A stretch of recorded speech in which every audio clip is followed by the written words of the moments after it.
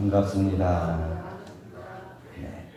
오늘 제주항공 여객기 잠수의 생명가들의 완전한 해탈 천도를 축원하는 유령제를 함께 올려드렸습니다. 유가족 모두에게도 위로의 말씀을 전하고 희생연가들이 하루빨리 해탈 천도하기를 간절히 염원드립니다. 전 국민들이 애도의 기간을 갖고 갑작스런 참사의 아픔을 함께하고 이런 슬픔이 다시 일어나지 않도록 챙기는 기회가 되기를 기도합니다. 부지불식간에 생을 마감한 이 영가들이 얼마나 힘들고 두려웠을 것인가 생각하면 참담하기 그지없습니다.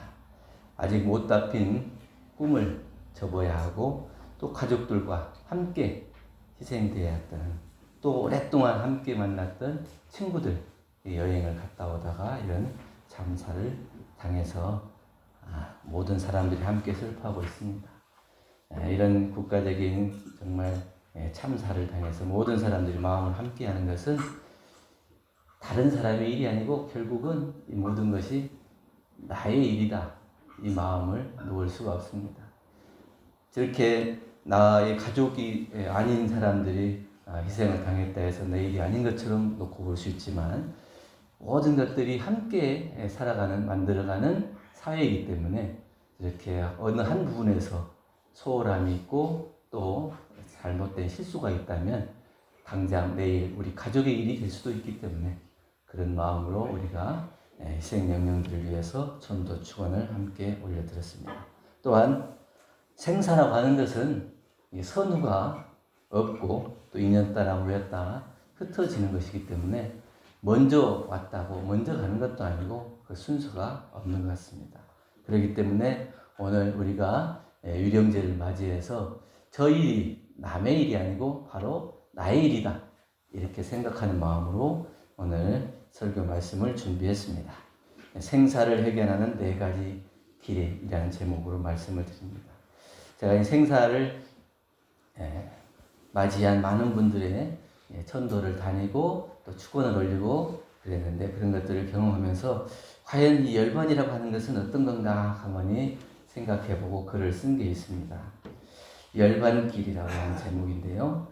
늘 다니던 길을 쓸쓸히 걷는 것, 북적이던 거리를 외로이 걷는 듯 즐거운 기억도 아스라이 사라지네.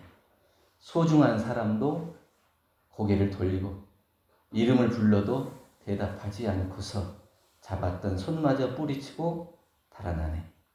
움켜진 보화는 쓸모가 없고 이름도 명예도 바람에 날아가고 저 앞 멀리서는 바삐 손짓하며 나를 부르네. 온 곳으로 가건만 서럽기만 하고 다시 올 날은 기약하기 어려워 무심한 세월만 한없이 탄식하네. 그래도 한 생각 마음을 모아서 나무아미타불 이런 글을 썼습니다. 다른 사람의 일이 아니고 다 우리들의 일이에요. 준비 없이 맞이한 열반길이라고 하는 것은 이렇게 내가 정말 아끼고 사랑했던 소중한 인연들도 나의 손을 뿌리치고 가는 거예요. 내가 아는 척하고 아무리 소리치고 불러도 나를 알아보지 못해요. 그렇게 화려했던 그런 재물과 권력들도 다 바람에 날아가고 아무것도 남아있지 않고 오직 내가 내 앞길을 걸어가야 될 그 길만 밝힐 뿐이에요. 그런데 그 길을 준비하지 않고 맞이하면 황망하기 그지없을 거다. 그래서 오늘 생사를 해결하는 4가지 길에 대해서 함께 말씀드리고 공부하는 시간을 갖도록 하겠습니다. 정산종사님께서는 생사편 6장에서 천도를 하는 것은 이고 등락해 하고 지약 수선케 하며 전미 개혁케 하는 것이다. 일심이 청정하여 천도할 것 없는 데까지 천도함이 참다운 천도가 되나니라 이렇게 말씀하셨습니다. 우리가 이제 사람이 이렇게 살다가 영과 육이 분리가 되면 열반이라고 해요. 그러면 영과 육이 분리되면 이게 천도의 길을 가야 되는데 천도로 가는 것은 옮기는 거예요. 예전에 이제 나라의 왕이 그 수도를 옮기는 것도 천도라고. 이게 작은 옮기는 것은 이사라고 그러죠. 근데 이 큰 일, 큰 이제 국가적인 일이나 큰 일을 이렇게 옮긴다고 하는 것은 천도예요. 그러니까 이 생에서 다음 생으로 옮겨가는 것은 이건 작은 일이 아니기 때문에 우리가 이거를 천도. 그래서 이 생과 저 생의 갈림길에서 우리가 어떻게 공부를 해야 될 거냐. 천도라고 하는 것은 그래서 이고등락케 하는 거예요. 그냥 그동안에 내가 고통 속에서 살았으면 이 고통을 떠나서 극락, 낙을 얻게 하는. 그래, 이 생을 통해서 내가 참 괴롭고 힘들었다.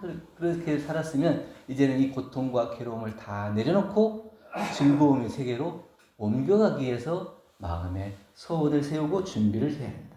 또 지약수선케한다고 했어요. 그동안에 악행을 저질렀던 것을 멈추고 선을 닦게 하는 거예요. 내가 알게 모르게 또는 몸과 입과 마음으로 지었던 잘못된 것, 그 잘못된 것을 고치고 새로운 바른 길로 갈 수 있도록 마음을 옮겨가는 것, 이것이 천도다. 그리고 전미개옥케 한다고 했어요. 내가 미한, 그러니까 어리석었을 때 지었던 것들이 이 진리를 알고 깨달음을 얻어서 다시는 그 미혹되지 않고 어리석은 그러한 길로 접어들지 않게 깨달음의 길로 갈 수 있도록, 이것이 천도다. 이 세 가지예요. 그래서 이고등락케 하고 지약수선케 하고 전미개옥케 한다 그랬어요. 그래서 이 천도제는 자기 힘으로 자기가 옮겨갈 수 있으면 좋지만 자기 힘으로 옮겨갈 힘이 없으면 부처님의 실력에 의지해서 또는 이렇게 축원해주는 많은 분들의 축원에 의해서 그 힘을 보태가지고 옮기는 거예요. 그러니까 살아생전에 내가 나의 천도를 하면 다행이지만 그러지 못했을 때는 정말 가까운 인연들 또 진리의 말씀 스승님들의 가르침을 통해서 그 길을 밝혀나가서 이 어두웠던 세계에서 밝은 세계로 진리의 세계로 옮겨가는 것, 이것이 천도라고 합니다. 그렇기 때문에 범상한 사람들은 현세에 사는 것만 큰일로 알지만은 지각이 열린 사람들은 죽는 일도 크게 한다. 잘 태어나면 잘 살고 잘 살면 잘 죽고 또 잘 죽으면 다시 잘 태어난다는 이치가, 그래 오면 가고 가면 온다는 이 이치를 알기 때문에 한 생에 머물지 않고 지각이 열린 사람은 영생을 통해서 이 길이 진리의 길이고 변화의 길이고 내가 어떤 길로 가야 될 것인가 하는 것을 확실하게 안다고 하는 얘기입니다. 누구나 이 조만의 차이는 있어도 가지 않는 사람은 없어요. 옛날에 뭐 신출귀몰했던 뭐 동방사계 내는 사람 뭐 60갑자를 살고 그랬다고 하는데도 결국 때가 되면 가야 된다. 그러니 생사는 짧고 또 오래 살고 하는 그 차이는 있어도 가지 않는 사람은 없어요. 그렇기 때문에 우리는 이 길을 준비해야 된다. 어떤 생명이 됐든지 한 번 세상의 모습을 나타내면 언젠가는 그 모습을 감추게 되는 겁니다. 이것이 우주 자연의 변화의 진리, 조화의 진리, 그것을 따라서 우리가 나타났다, 사라졌다 하는 겁니다. 제대로 살고 죽는 문제를 우리에게 생사의 문제, 그래서 생사, 대사 이렇게 얘기합니다. 생사, 죽고 나는 일이 아주 큰 일이다. 큰 일이면서 그 사자는 스승 사자를 붙일 수 있어요. 이 생사를 통해서 우리가 큰 깨달음을 얻을 수 있는 스승과 같아요. 그래서 이 생사를 미리 연마하고 준비하지 않으면 안 된다. 그래서 대산종사님께서는 이 생사를 해결하는 4가지 길을 밝혀주셨습니다. 첫째는 착심을 두는 것 없이 마음을 길들여서 세욕에 묶여 살지 않는 공부를 해야 한다. 착심을 두지 않고. 근데 자기가 살아온 세상에 대한 욕심을 놓는 것, 이게 착심을 놓는 거예요. 우리가 착이라고 하는 것은 그냥 붙을 착이에요.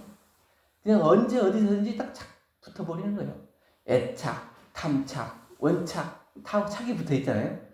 그러니까 내가 그 마음을 놓지 못하고 자유하지 못해서 그것이 착 붙어. 이 세상과 이별할 준비가 안 되는 거예요.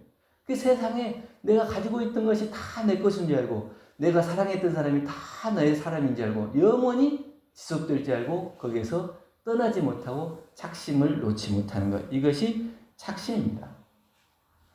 어떤 마을에 초상이 났어요.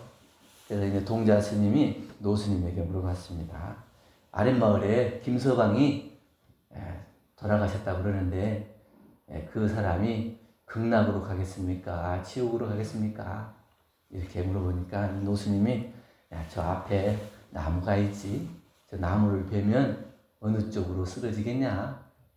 아니, 가지가 나무 쪽으로, 가지가 많은 쪽으로 쓰러지겠죠. 그래. 그 사람도 평상시에 착한 일을 많이 했으면 극락으로 가고 나쁜 일을 많이 했으면 지옥으로 가는 것이 분명한 거다. 그 사람이 어떻게 평소에 어떻게 살았는가가 그 사람의 앞으로 갈 길을 정해 놓은 것이다. 이렇게 말씀을 해주셨다고 해요. 여러분들은 어느 쪽으로 쓰러질 것 같습니까? 동쪽이에요? 서쪽이에요? 남쪽이에요? 북쪽이에요? 아니면 배도 쓰러지지 않고 끝까지 버텨요? 쓰러지긴 결국 쓰러지잖아요. 그런데 내가 어느 쪽으로 쓰러질 건가를 미리 연마하지 않으면 어떤 쪽에 마음을 두고 살았느냐에 따라서 그 착심이 생기는 거예요. 그 우리 천도법문에도 말씀해 주신 것처럼 평소에 짓던 바에 즐겨해서 애착, 탐착이 있는 쪽으로 가는 거예요. 평소에 애착을 두었던 대로 가는 거예요. 근데 불보살들은 그 애착, 탐착을 놓았기 때문에 자유롭게 거래를 할 수 있는 것이다. 어떤 교도님이 처남이 몸이 많이 아파가지고 미리 제낭에게 부탁을 했다고 그래요. 내가 이렇게 몸이 아파서 곧 죽게 생겼는데 나중에 어떤 마음이 날지 모르는데 혹시 그때 내가 딴소리를 하더라도 그냥 연명치료를 하지 말고 그대로 장례를 치러주라. 이렇게 했다고. 그래서 그 말을 듣고 딱 준비를 했는데 딱 죽음 앞에 딱 다가가니까 이제 마음이 바뀌는 거예요. 정신이 온전하지 못해. 그래서 조금 더 있어야 되고 조금 더 살고 싶은 마음이 생겨요. 그런데 그것을 못하게 하니까 저놈이 나를 죽인다. 이렇게 얘기를 한다. 그래도 그 마음을 변하지 않고 저것은 지금 이제 죽음의 앞길에 닥쳐서 정신이 온전하지 않은 상태로 하는 말이기 때문에 정신이 온전했을 때 한 말을 내가 지켜줘야겠다. 그래서 그 말을 지켜서 연명치료를 하지 않고 열반을 다 처리해줬다. 이렇게 얘기를 하는데 우리가 그런 거예요. 죽음의 문턱에 서면 당당할 사람이 얼마 없어요. 근데 그것을 미리 준비하는 사람은 거기에 가도 내가 때가 됐구나. 이렇게 맞이할 수 있지만 아무 생각 없이 욕심만 부리고 그냥 애착 탐착으로 여기저기 다 다니다가 딱 어느 때 당하면은 내가 왜 가야 돼? 나만 이렇게 억울한 일을 당할 수가 있어? 내가 할 일도 많은데 왜 가야 돼? 이것이 다 착심에 의한 것이다. 근데 그 순간에 돼서 내가 갈 때가 됐구나. 이 마음을 놓고 갈 수 있는가? 여러분들 마음에 한번 이렇게 새겨보세요. 여러분들 오늘 저녁에 딱 잠에 눈을 딱 감고 잠에 들었어요. 그런데 내일 아침에 눈을 못 떠. 그러면 어떻겠어요? 아니 내가 해야 될 일을 다 못했는데 저것도 할 거 저것도 할 거 있고 저것도 할 거 있고 할 거리 많은데 내가 가자고 그래. 갈 수 있겠습니까? 어느 정도나 돼요? 착심을 떼는 것이 몇 프로나 뗄 수 있겠어요? 그래서 이걸 평소에 해보라는 거예요. 저도 이제 그 평소에 글을 할 때 내 등 뒤에 아주 깊은 우물이 있다고 생각하고 그 깊은 우물에 내가 한번 생각해봐요. 내가 제일 아끼는 것이 뭔가? 이렇게 생각하면 그것을 한 번씩 건져봐요. 낮으면은 다시 건지고 싶은 마음이 있겠지만 아주 깊으면 못 찾을 거 아니에요. 그래서 그 마음을 한 번씩 던져봐요. 연습을 해보는 거예요. 그래서 그게 착심이 생기는가? 던졌는데 다시 생각이 안 나는가? 그걸 해보는 거예요. 그걸 자기가 착심을 버리는 준비를 해야 합니다.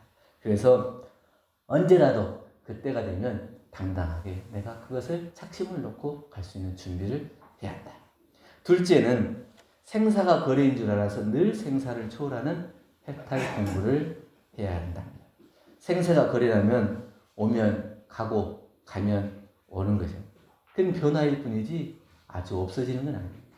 그러니까 우리가 지금 이 생과 저 생이 뭐 다른 것 같지만 올해 지금 신년을 맞이해서 지금 5일이 됐지만 작년 다르고 올해 다르고 그래요? 그냥 날짜만 다른 것이고 작년에는 2024년, 올해는 2025년 이렇게 해서 그냥 기록으로 하루하루를 이렇게 나누었을 뿐이지 그때 다르고 지금 달라요? 작년에 나하고 올해 내가 달라요? 그 사람이 그 사람이에요. 그 마음이 그 마음. 그것이 끊어지지 않고 이어져요. 다만 변화가 있을 뿐이다. 그걸 우리가 생사라고 한다. 이제 1946년도에 망공스님이 열반을 앓기 전에 시자에게 목욕물을 준비하게 하고 옷을 갈아입고 딱 거울을 보시고는 껄껄껄 웃으면서 자네와 내가 이제 이별을 할 때가 되었네. 그리고 열반에 들었다. 그러니까 거울을 보면 거울을 통해서 보여지는 건 누구예요? 나. 육신을 가진 나. 이거는 거짓된 나. 내가 일생을 통해서 가지고 사는 그 몸뿐이에요. 그러나 그 안에 있는 참다운 나. 나는 영원히 변하지 않는 생사가 없는 그 영원 불멸한 존재. 그것이 이제 인연 따라 모였다가 인연 따라 흩어집니다. 자네와 내가 이제 헤어질 때가 됩니다. 가고 싶다고 해서 갈 수 있는 것이 얼마나 갈 때가 돼서 나 이제 갈란다 가는 것이 얼마나 수월해요. 이거를 해탈이라고 그래요. 이것을 해탈하지 못하면 우리가 늘 생사에 매여서 살게 될 뿐이에요. 어떤 스님은 이 생사를 해탈하는 것을 이렇게 자유롭게 그래가지고 자기 제자 보고 세상 사람들이 이렇게 돌아갈 때 어떻게 돌아가는가 봐라 그랬더니 어떤 사람은 앉아서 죽었다 그러고 어떤 사람은 서서 죽었다 그러고 어떤 사람은 또 뭐 어떻게 해서 죽었다 그러고 이렇게 그러면 물구나무로 서서 죽은 사람은 없디? 물어보니까 그런 사람은 없던데요. 그러면 나는 물구나무를 서서 죽어야겠다. 그러고 물구나무를 서더니 그냥 영을 띄워버려요. 그러니까 아무리 제자들이 이 물구나무를 서갖고 있으니까 이게 다 바닥에 누워야 이제 장례를 치를 텐데 물구나무를 서갖고 그대로 있는 거예요. 그러니까 제자들이 이거 어떻게 해야 되냐고 계속 이러고 있는데 그 열반 소식을 들은 여동생이 왔어요. 와가지고 아이고 오빠 살아서도 그렇게 사람들을 놀리더니 죽어서까지 이렇게 놀려요. 이러니까 툭 넘어져가지고 장사를 지냈다. 이게 이제 생사를 해탈한 자유의 모습이다. 우리는 참 열반할 때 어떻게 해요? 이게 이제 자유한다고 하는 게 참 쉽지 않아요. 생사를 자유하는 것도 참 어려운 일이지만 생사를 해탈하는 것. 근데 생사에 매이지 않는 걸 우리는 자유라고 그러고 내가 마음대로 가고 싶을 때 갈 수 있는 거 이거는 해탈이라고 그래야 돼. 근데 이것이 자유도 어렵지만 해탈은 더 어렵다. 근데 이거 생각만 가지고 되겠어요? 생각만 가지고 되는 게 아니라 내가 생사 연말을 평소에 해. 생사는 뭐라고요? 생사대사. 생사는 큰 일이고 큰 스승이기 때문에 평소에 해탈 공부를 하지 않으면 안 된다. 그래서 우리가 생사해탈 공부를 해야 한다. 셋째는 마음의 정력을 쌓아서 생사를 의미할 수 있도록 함축 공부를 해야 한다. 평상시에 내가 함축하는 공부를 해야 한다는 거예요. 평소에 수양을 많이 해서 마음에 힘을 기르고 보면 언제 죽을지, 언제 태어날지, 어디로 태어날지 이런 걸 또 안다고 그래요. 우리 서중환 교두님의 부인 정세월 교두가 계셨는데 이분은 대종사님 말씀이 땅에 떨어지지 않도록 그렇게 정성스럽게 그 말씀 하나하나를 받들어서 했어요. 그래서 총부에 가면 총부에 있는 사람들이 어떤 말을 하고 어떤 행동을 하는가에 따라 그 말과 행동을 그대로 배워가지고 선 때 배워가지고 집에 가면 그대로 그걸 지키도록. 이게 대종사님 말씀도 땅에 떨어지지 않는데 거기에서 대종사님 말씀을 늘 받들고 사는 사람들의 말도 곧 대종사님의 말씀처럼 그렇게 지키고 살 정도로 신심을 가지고 그렇게 공부에 적공을 했다. 그리고 돌아가실 때는 야 나는 누구네 집으로 간다. 1년 뒤 와서 봐라. 그리고 내가 그때 가서 어떤 행동을 하면 난 줄 알아라. 이렇게까지 얘기를 해요. 생사를 자유한다는 것이 더 이런 거예요. 그걸 아는 사람들은 그게 눈에 훤하고 생사가 둘이 아니에요. 그럼 생사가 둘이 아니면 어떻게? 결국은 내가 함축하는 공부, 이 적공의 공부를 하지 않으면 그것을 내가 해결할 수 없다는 것을 안다는 겁니다. 그래서 영혼은 멸하지 않고 이렇게 생사의 방법으로 윤회를 합니다. 어떤 교도님들 때 평소에 염주를 그렇게 열심히 돌리면서 염불 공부를 하셨다고 그러더라고요. 그런데 화장장에 가서 화장을 했어요. 근데 온몸은 다 화장이 됐는데 염주는 불에 타지 않더라고요. 어떤 교도님은 지팡이를 짚고 평소에 다리가 아파서 산책을 많이 하셨대요. 또 그 시간이 되면 동네 한 바퀴를 도는 산책을. 그러니까 동네 사람들이 저 양반 또 그 시간 되니까 나왔다. 그 시간 되면 꼭 그 시간이 나오면 몇 시다 하는 걸 알 정도로. 근데 그분은 평소에 운동한다고 돌아다녔지만 얼마나 깊은 마음속에 적공을 했는지 그래서 평소에 쓰던 그 지팡이를 화장할 때 넣어드렸는데 지팡이에서 사비가 나온다. 근데 그만큼 적공을 한. 그 적공이라는 것은 남들이 알게 하는 거 아니에요. 남들이 모르게 그냥 소리 없이 그렇게 평소에 그냥 살아가는 것처럼 그렇게 적공을 한다. 이런 적공을 하지 않으면 정력을 쌓지 못하고 윤회의 큰 길에서 내가 어디로 갈지 헤매게 될 뿐이다. 그래서 평소에 적공을 많이 해야 합니다. 넷째는 불보살 성현들과 같이 거룩한 서원의 종자를 잘 선택하고 심어야 한다. 우리 천도제 지낼 때 서원문 독경을 해드리고 반야심경도 독경해드리고 그러죠. 그래서 우리가 뭐라 그래? 성불제중 서원, 그 다음에 재생은 청정일념 이렇게 하죠. 서원은 성불제중, 그리고 마음은 청정일념. 서원문은 우리가 마음속에 그 깊은 서원을 세우는 거예요. 반야심경은 그 공한 자리를 비추어서 마음을 청정하게 만드는. 그 서원과 청정일념을 하지 않고 그 서원을 세우지 않으면 그 일을 맞닥뜨려요. 우리가 다음 생에도 또 이 공부를 하셔야겠다. 또 엄불교 만나서 또 이 공부해야지 이렇게 서원을 세우지만 그게 큰 생사의 갈림길에서 힘이 부족하면 어떻게 되냐면 끌려가 버려요. 힘이 센 대로 끌려가. 자기의 업력의 힘으로 끌려가 버리고 또 자기가 애착 탐착하는 대로 끌려가 버리고 그래서 이게 서원을 굳게 해야 이 모든 것들을 다 이기고 이쪽으로 끌어다닐 수 있는 힘을 자기가 기를 수 있다는 겁니다. 정산정산의 무본편 44장에 보면 하루살이는 하루만 보고 범아제비는 한 달만 보므로 하루살이는 한 달이 있는 걸 몰라요. 근데 범아제비는 한 달만 보기 때문에 이 평생 일생이 있는 걸 모르고 또 중생들은 일생만 보기 때문에 영생이 있는 것을 모른다. 그러면 길게 놓고 보면 영생의 이치를 모르면 우리는 일생만 산 하루살이와 다름이 없다는 거예요. 그래서 이 영생의 길을 우리가 알고 불보살과 같은 그 서원을 세워서 진리의 길로 갈 수 있도록 깊은 서원을 세우는 것이 전도의 큰 힘이 된다 하는 겁니다. 우리 어떤 교무님이 크게 아팠어요. 그래서 심장을 이식 수술을 받아야 돼. 근데 참 심장이 아파하고 참 가망이 없다. 이렇게. 근데 이 심장 이식을 받으려면 순서가 있어요. 순서가 있어가지고 그 순서대로 받아야 돼. 근데 그 심장 이식하는데 그 순서를 정하는 심사위원들이 그 원칙들이 있대요. 첫째는 애들이 있는가 없는가. 그 다음에 이 사람이 얼마나 많은 사람을 위해 공덕을 베풀었는가. 이런 것들이 심사대상입니다. 근데 이 교무님은 어린 아이가 아직 어리고 그리고 성직자로서 원불교 교무로서 많은 사람들을 위해 일을 했다. 그리고 이 교무님이 학생 때 전국으로 자전거 투어를 했어요. 그래서 심장병 어린이 돕기 모금을 해가지고 심장병 치료를 많이 했어요. 이런 것들이 다 반영이 되고 일찍 그렇게 했어요. 그러니까 내가 어떤 어려움을 겪는다 할지라도 내가 어떤 마음으로 어떤 소원으로 어떤 행을 사느냐 그것이 많은 사람들이 이해하고 참고가 돼요.